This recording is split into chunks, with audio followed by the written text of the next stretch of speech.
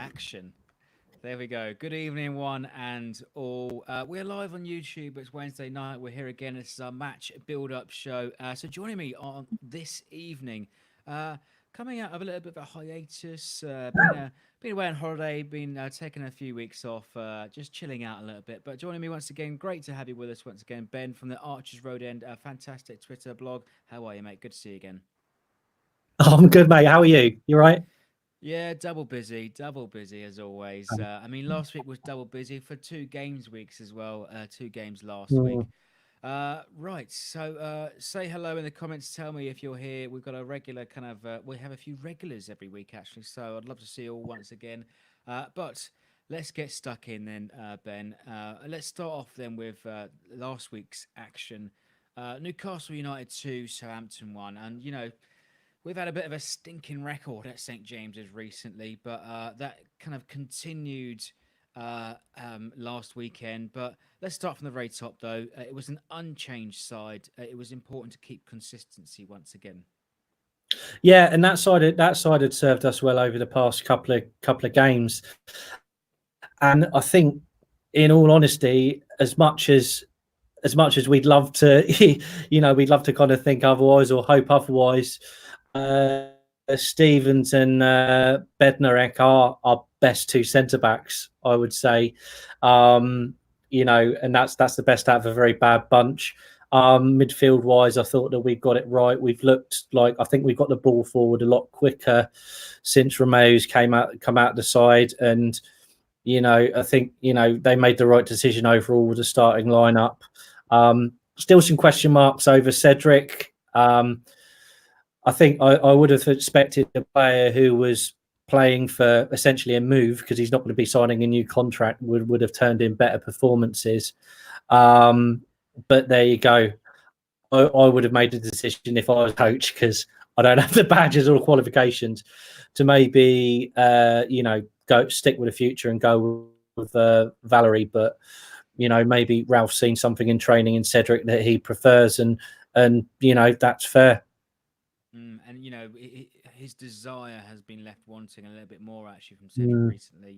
Recently 2 weeks ago, 3 weeks ago, has said to the national paper, "I will be leaving Southampton at the end of the season." And this week we've seen him being linked with AC Milan, but perhaps his record into last season is something to might put off AC Milan this time. But let's quickly go to our comments, though. Good evening to Up the Saints. Good to have you with us once again. LB Transport, hello. Yeah, not too bad. How are you? Let us know in the comments. Hello, Nathan. Good to have you with us once again. And let's follow on from our Cedric comments. Actually, Kieran asks, Valerie deserves to start over Cedric. 100%. I agree with that completely. I think that Cedric has, yes, he's won a European Championship. I can't fault that. That's a wonderful achievement and good for him. But really, when he went to Inter last January, you were thinking, okay, there you go, you can go and prove your worth there. But clearly, he didn't. He wasn't fancied there. And if he's going to go to Italy, then good luck to him. But yeah, I mean, exactly, there we are. Drop Cedric. I don't think he's got a future at the club, and I really think, what's the point in playing him? You're not really putting him in the shop window if he's going to be making errors either. So, yeah, just get him out. What Harry said there, give a youngster a chance. Yeah, great to have the comments once again, but I think it was important to keep the consistent, because I think we're actually starting to build some relationships across the park now. I think we were starting to build a little bit of rhythm, but I mean, there was hardly much rhythm in that first half against Newcastle. Very passive first half. Saints held most of the possession with little pressure from Newcastle, and Redmond, two great chances denied by some good saves from Dubravka, but which ultimately would come back to bite us in the backside.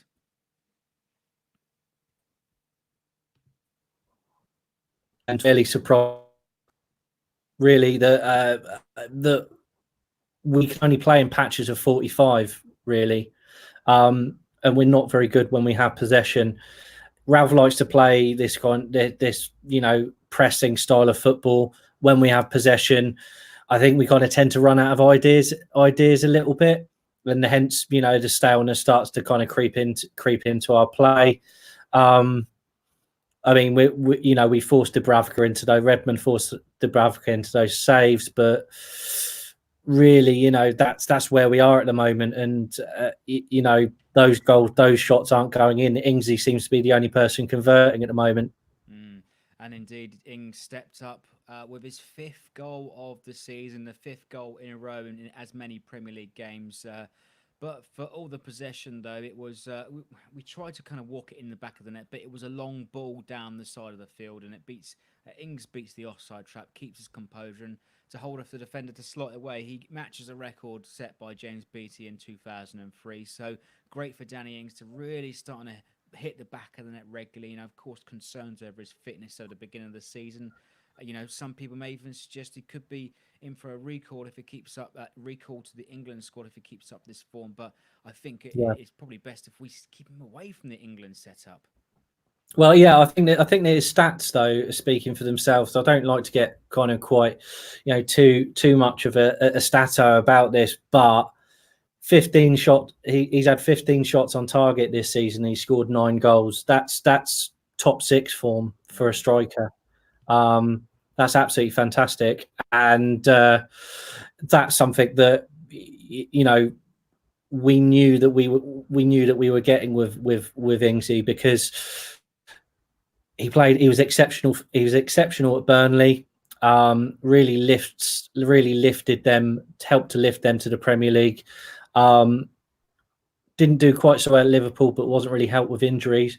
But even last season, when we saw, from when we signed him, you could see that in terms of intelligence and in terms of just knowing where the goal is, he's a step above everything else we've got at the moment in terms of our striking options. But yeah, I'd love for him to keep going under the radar. Really, let's stop talking about him in case someone comes in for him. Yeah, I mean, to be honest, a lot of our goals have either come through now. Danny Ings, James Ward-Prowse, and Ryan Bertrand getting in on the act as well. So we're going full Brexit on this on the top scorers. Of course. Well, that's the thing.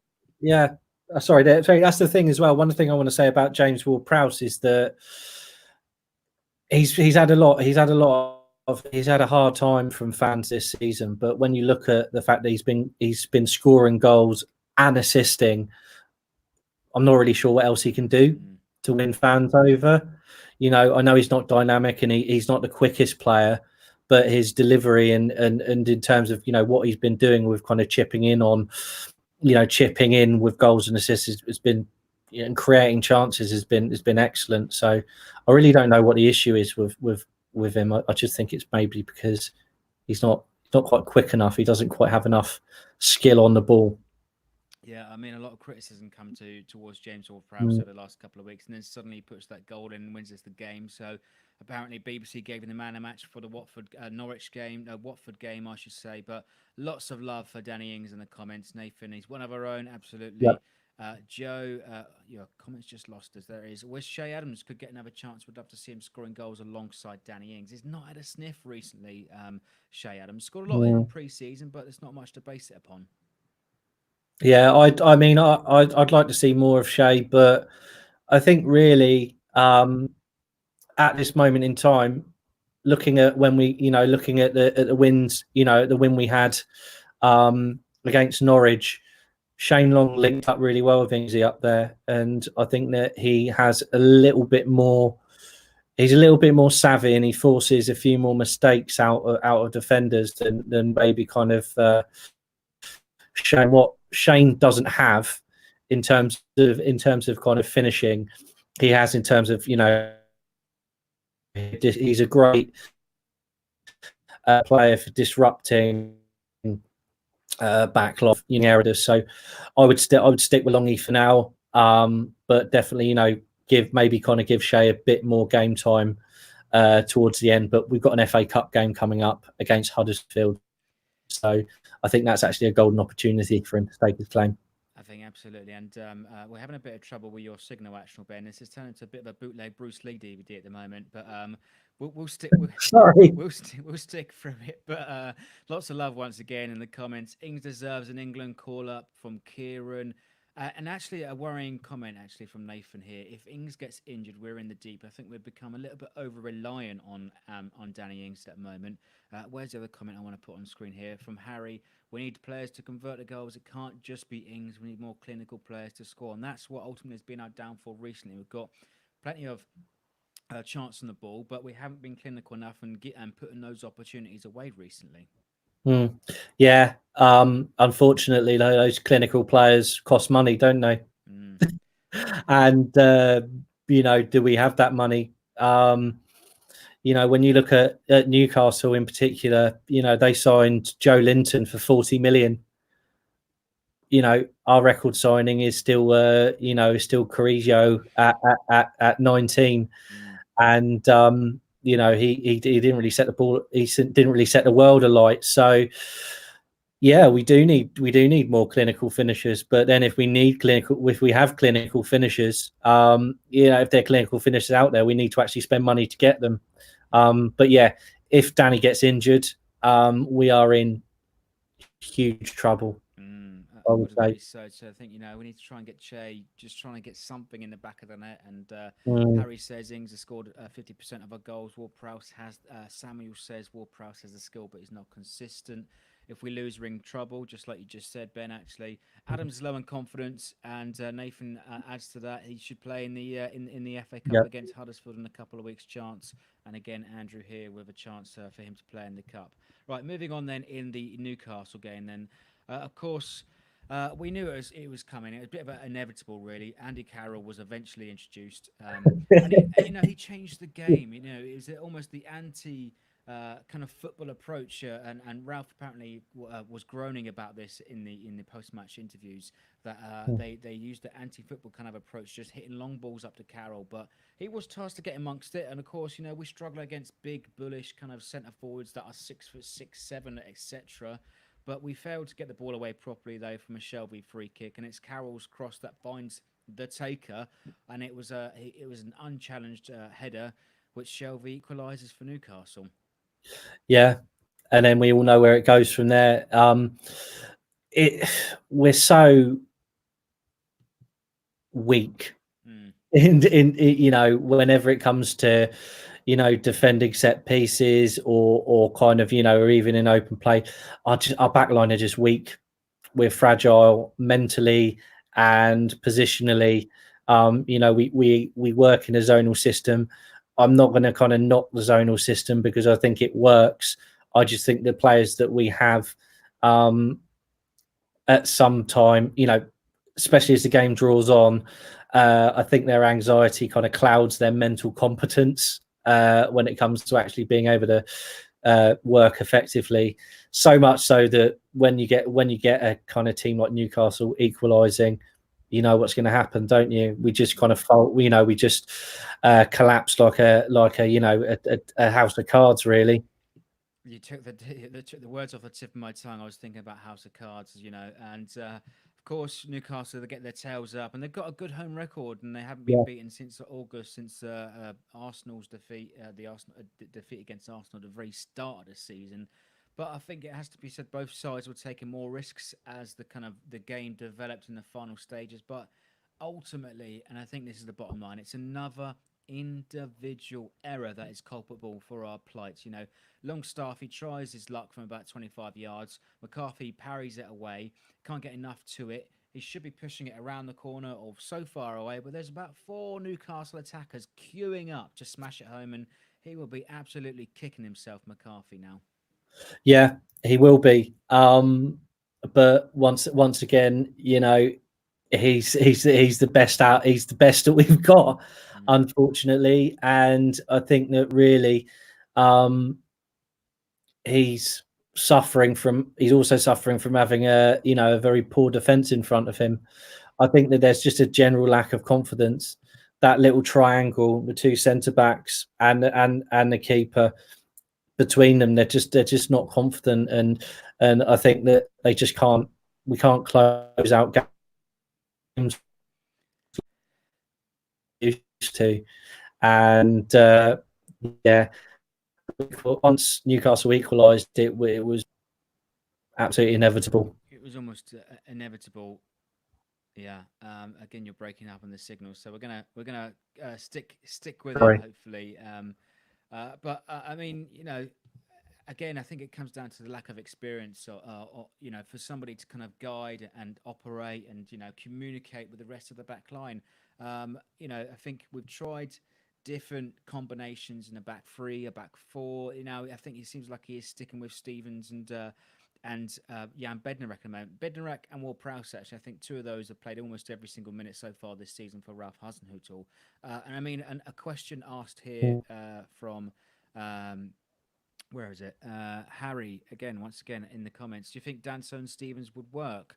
I mean, Danso's this forgotten man. This is the defender that we're all clamouring for in the summer, and he's not even had a sniff. And every time he's played this season, he's played out of position.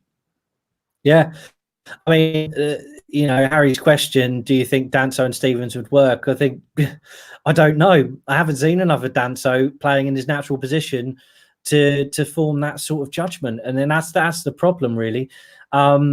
Ralph went through a very confusing period, like before the humiliation at Leicester, where we were just, it was really, looking at that lineup, it looked like something that he just put together, using tea leaves and Games Workshop dice. It was ridiculous. But then he went back. Now, funnily enough, now we've gone back to playing players in their correct positions. The results have started to pick up. I'm not sure what was going on there, if I'm perfectly honest. It was baffling, and Ralph kind of tried to explain it, but not very effectively. But yeah, it's I don't know with Danso. I think it's interesting that he's not got in the starting lineup very often, which leads me to think that he's not Ralph's signing, or not signing Ralph wanted. So that's the curious thing, really. Why is he here? It's a strange one, because we sort of tried to put that two and two together, the combination. That of course, Danso as a young lad played in Germany. Spent a lot of his time there. Played for Augsburg. Ralph knows the division, so you would have thought Danso would be given a chance. But I think it's pretty obvious that where we do need to strengthen in the summer, though. And Samuel's got the question here: what are our chances of buying a defender this transfer window? And I think that's got to be top priority. Once again, we're in the same boat. We're going round in circles. Yeah, I mean it's going to be outs before ins again, isn't it? I mean, our wage bill is ridiculous. I think we're the 7th or 8th highest wage bill in the Premier League, and so we're definitely kind of running afoul of FFP in that sense, in terms of trying to keep the wage bill in tow, which is probably why they're looking to shift Elianusi in January, sooner rather than later. But yeah, and the rumblings of Vestergaard being sent out on loan as well. You look at the amount of players that we have out on loan that just haven't worked out on us, and the amount of money we've spent on those players. It's really a damning indictment of our transfer policy over the past few years. And I really think that, are we going to sign players in January? I don't think we're going to be looking at permanence there. I think we're probably going to be looking at getting players in on loan, which I don't necessarily have a problem with if they have the right experience. The policy of signing players who are under the age of 24 to kind of try and protect try and kind of obtain a resale value. Yeah, it can work, when you manage to find Virgil van Dijk, but more often than not in the past few years, it's kind of landed us with a Yannick Vestergaard or Wesley Hoot or so on and so forth. So we need somebody with a little bit of experience and a little bit of kind of nous to be able to organise that back for. So really what we're looking for is we're looking for an experience, and once again that comes down to money, either via fees or salaries, which is something where we don't know how much money we've got to spend. Only the club know that, but I mean, we all know we definitely need it. I mean, to be honest, we almost need a kind of a ready-made defender. I think we need to put aside this blueprint for just for a year or two and see where we get to. And I think obviously January comes with inflated prices too. Some suggesting that Fraser Forster should come back. I don't think he should. I think he'll be back back to square one. I think he needs to enjoy himself and let him carry on. All I say. But I Yeah. mean, Ralph is now been in charge now for 38 games, which is obviously the length of a Premier League season. He's accumulated 45 points, which would get us, I don't know, between kind of 10th and 15th on an ordinary season. How would you grade it? Yeah, I think he's done okay. I think that we would have liked to have seen more progression, but I think his hands are tied to a certain extent. Mm. And I think that you've got Mark Richards down there saying it's a little bit hard to fathom sometimes. I take that to a certain extent. Yep, they are. Referring back to my point about the formations and players being played out of position. Yeah, definitely. But I think that something going on there that we don't necessarily know about, and that's me putting a tinfoil hat on to a certain extent. But there must be a reason made out of position. There must be a reason why you're keeping kind of a player on the bench who fits in that position. Whether it's some sort of kind of tactical game of 4D chess that Ralph's playing in his head, or he's had a falling out because from what I've heard he can be quite he's a very firm manager. Maybe there's a little bit too much discipline in there. I know that doesn't necessarily always go down well with English players in particular. So yeah, I would say with Ralph that on the whole I'm pleased with him. I still feel like he needs more support. I know that he's got Craig Fleming there, and I know that Danny Roll was obviously kind of a bigger miss than we thought. But obviously, you look there, and Kelvin Davis is conspicuous by his absence from the bench for the past few games. So I definitely feel like there's a shake up on the coaching side going on at the moment, and I think the new director of football, Matt Crocker, and whoever comes in as our player trading expert will be looking to kind of change those sort of things. So I think we'll be seeing some changes. I think we're slowly making steps in the right direction, but I don't think it's coming quick enough. Fans No. are feeling frustrated as well, and I think it's been jobs for boys for the coaches. They've been promoted from within. Dave Watson, who's a goalkeeping coach, apparently now are set piece specialists. How does that work? I don't know. Kelvin Davis, great club legend, but what experience does he have at the top level? And some great comments here from Kieran and Samuel. Kieran writes, he deserves some backing from the board, otherwise we cannot progress. And I think ultimately that's what needs to happen. Like I just said a moment ago, I think we need to put the blueprint aside and just, show some ambition, a bit like, let's look at Leicester, for example, a similar sized club who are now pushing for the Premier League once again, basically a carbon copy of our stadium. But they are recruiting wisely, they're recruiting smartly, and they're not afraid to pay the 20 million, 25, 40 million in some cases for Tielemans as well. Samuel writes, I'm so frustrated that Ralph hasn't been given the tools for the job. The boardroom's chaos is not helping the mood surrounding the club. So I think, like I say, it's small steps, but we've got to be patient at the end of the day. Yeah, and I think that the one thing is that the club has gone into lockdown to a certain extent. There's very little news kind of coming out. We've had rumours about potential issues with ownership, but all we can really see is fans and anything we can really control. Getting behind the players when they're on the pitch. I think that's the most important thing. We can talk about ownership, the rights and the wrongs of it, and whether we kind of support them or not. We don't really have a choice in supporting the team, and that's the most important thing. I think that our owners at the moment have been quite conspicuous by their absence. I'm not necessarily a big fan of this sort of hands-off approach and leaving kind of our CEO to kind of handle a lot of the day-to-day stuff. I understand the model, but I think that a little bit more visibility wouldn't go amiss. Certainly to kind of help to kind of assuage some of the fans' concerns. I don't think we've got great ownership. but I don't think we're the only club in that position.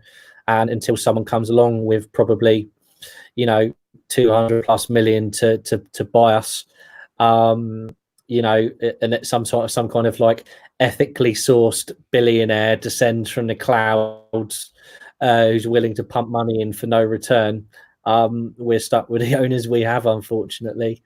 Yeah. And it could be a hell of a lot worse. I mean, we could have ownerships that like changing their managers, like the Wind, Watford Mm. FC, for example. But I mean, back on the Yep. pitch though, Ben. I mean, it's 7 points from 4 games after this international break. I mean, it's not bad, but now we've got to really sort of hone this home form down, and with a win on against West Ham at the weekend, it could see us leapfrog 4 teams. So an opportunity not to miss. Yeah, I mean that bottom 10, those bottom 10 spots there, is a real concertina at the moment, and you could pick any one of those teams really as possible candidates, for relegation alongside us. I mean, look at Bournemouth's form; they're in free fall. Mm. Saturday, it's going to be a game between two teams who are really, I'll be honest, it's going to be a game between two poor football teams. You know, us and West Ham.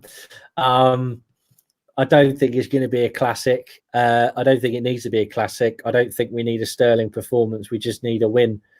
And it's probably, I would say, the best time to be playing West Ham. I think that Yeah. Pellegrini is really. I think Pellegrini's pretty much resigned to his fate. I don't think that I don't think that our result will necessarily, if they manage to get a result against us, which I would never ever rule out because hey, it's Southampton at home. Mm. But it's just delaying the inevitable. Really, I think Pellegrini's a goner. So yeah, we'll just have to see what happens. But this is the fuss, isn't it? Because we're really playing a team at quite an opportune time. A couple of seasons ago, a few seasons ago, we'd be looking at this going, yeah, we could smash this team. Mm. We could absolutely demolish them.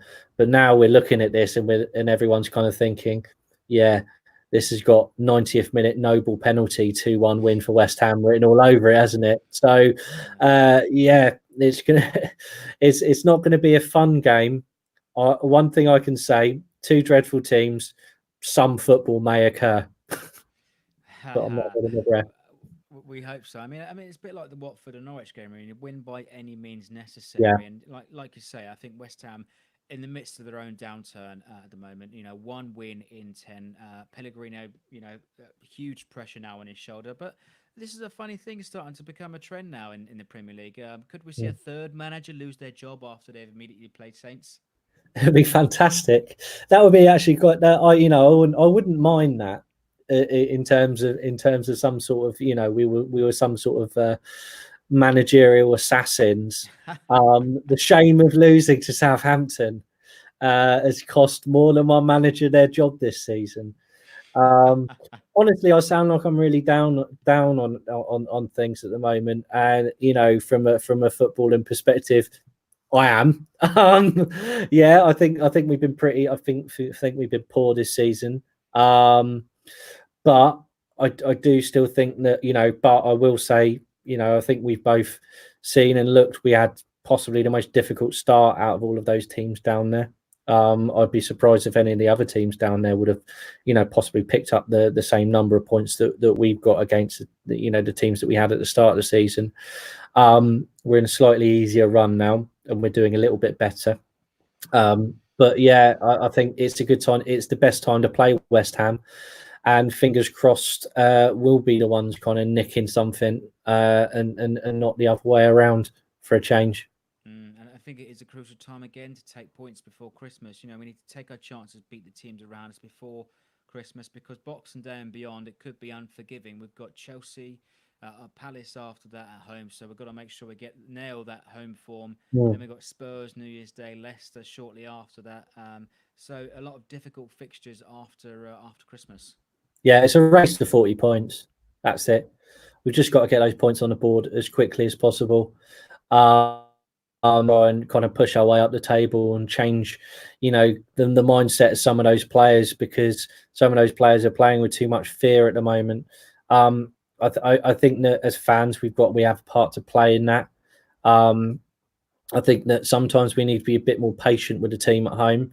Some teams come to St Mary's and sit back and allow us to play, allow us to kind of play possession football, and they kind of hit us on the break and punish us in that sense. We're not comfortable with possession football, but that's the way we've got to play. Sometimes, our players will get up there and start, not necessarily kind of getting the ball into the right positions, or maybe passing it back or passing it sideways. We just need to be patient, because the opposition are doing that deliberately. The opposition want the fans to get on, they want us as fans to get on the team's back, because what happens then, we get players who are nervous. We get players like Stevens who then make a mistake, and a rush of blood to the head, and then all of a sudden, the opposition will be scoring a goal. So I think we really have to be patient with the players at home, and we have to be patient with the team at home. Look, we can't change it. We can't suddenly turn that team into a team full of exceptional players. We can only kind of cheer on the players that Ralph has at his disposal.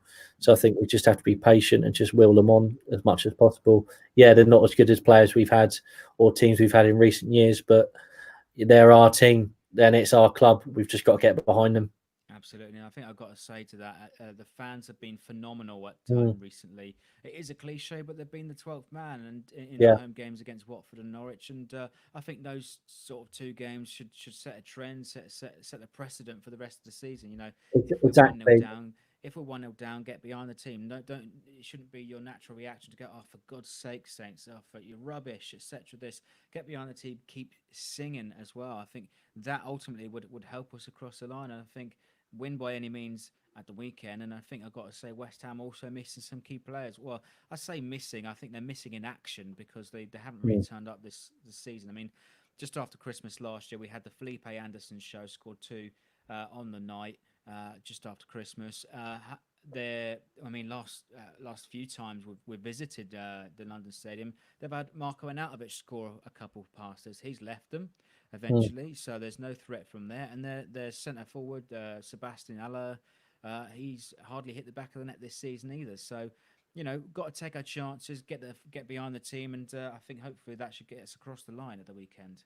Yeah, fingers crossed. I mean, West Ham in the past have had those, have had those mercurial players who can do it for, one season or so before going off the boil, and looks like they've got kind of another set of those sort of players again. I'm not sure what's happening, quite happening with kind of players like Anderson. I wouldn't be surprised if that's the sort of guy who ends up, looking for a move elsewhere at some point. But I think that they're an interesting club, and it's a good time to play them. I spent money on Allaire, and he's not quite pulled it off yet. So really, we've got a good opportunity to go through them. Really, if Ings can kind of keep up his scoring form, and we feed him enough, we'll be all right. But we've got to be front foot at home.